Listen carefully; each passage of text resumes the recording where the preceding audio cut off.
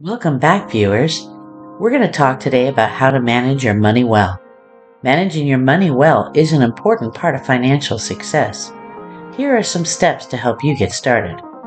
Understanding your current financial situation.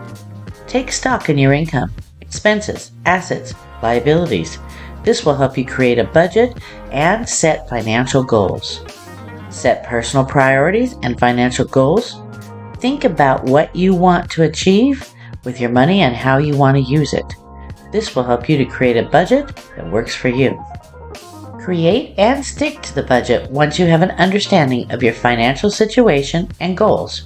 Create a budget that works for you. Make sure that it includes all your expenses and income and track your progress. Establish an emergency fund. Having an emergency fund is important for unexpected expenses.